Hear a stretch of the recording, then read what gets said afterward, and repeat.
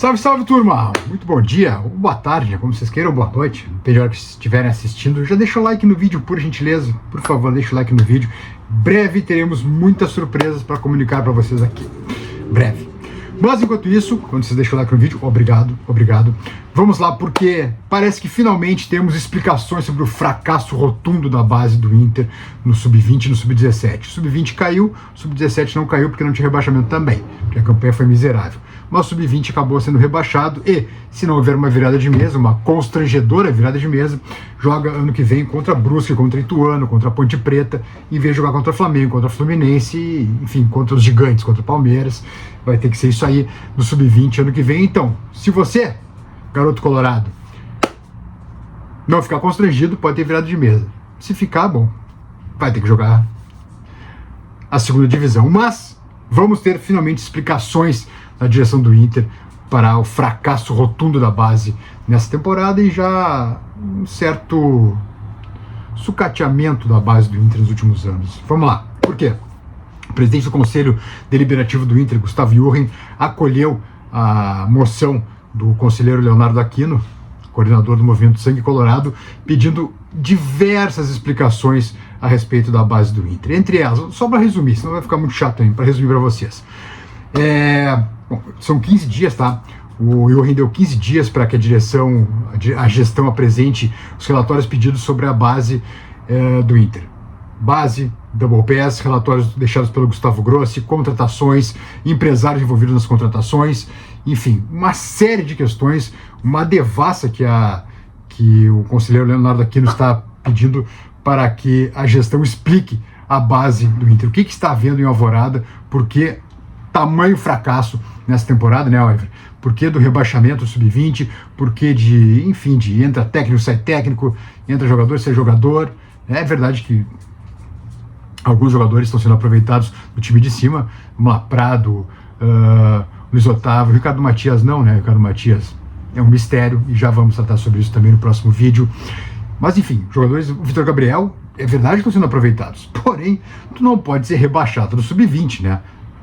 Por favor, ficando atrás de Cuiabá, ficando atrás do Grêmio, ficando atrás do Atlético Paranaense, do Juventude, faça-me o favor, né? Então agora parece que, espero, né, que a gestão responda aos questionamentos que foram feitos pelos conselheiros. O conselheiro está lá para isso, o conselheiro não pode ser vaquinha de presépio. Está certo o Aquino em cobrar, está certo o Aquino em pedir, em exigir explicações. O conselheiro não está lá para dizer amém para a gestão, não está lá para dizer amém. Tem que cobrar sim.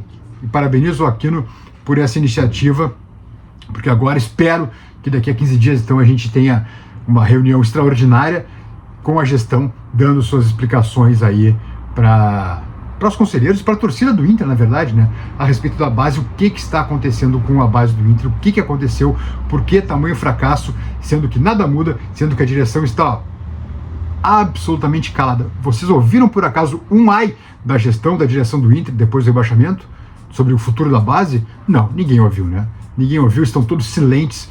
É um troço absurdo que está acontecendo, porque o Inter, sim, a gestão deve explicações para a torcida sobre esse fracasso, sobre esse rebaixamento do Sub-20. E agora, ao que tudo indica, teremos essas explicações finalmente. Relógio na tela, por favor, cara, Marcelo Benfica, por gentileza, aqueles 5 segundinhos para deixar o like no vídeo e deixar o like pro Oliver, na verdade, né? O like é pro Oliver, não é nem para mim. E a gente já segue aqui.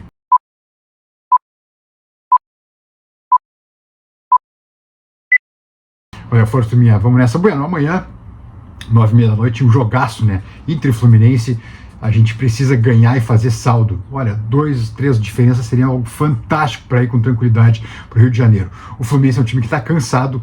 Se o Inter é time cansado, o Fluminense está muito mais cansado, porque esses caras vieram no Mundial, eu insisto, não é passar pano o Fluminense, mas esses caras vieram no Mundial, não tiveram descanso, quando o Inter parou 15 dias, teve intertemporada e jogou uma vez por semana. Então, não tem desculpa para jogar mal quarta-feira contra o Fluminense, não tem desculpa para não ganhar esse jogo do Fluminense. Até porque a decisão é no Rio de Janeiro, e aí a coisa pode complicar.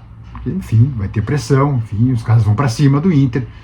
Felizmente já não tem mais o Arias, né? Voltou o John Kennedy, é verdade, mas eu espero que o Inter seja o Inter. E não aquela coisa horrorosa que a gente viu nos primeiros 30 minutos contra o Vasco da Gama agora no Beira-Rio.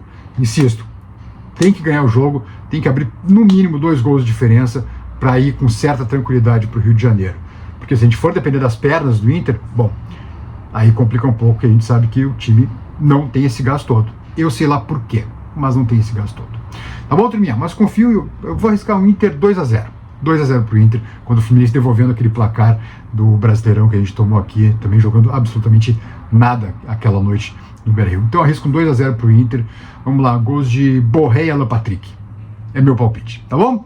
Nos vemos logo mais, turminha. Beijos. Tchau, tchau.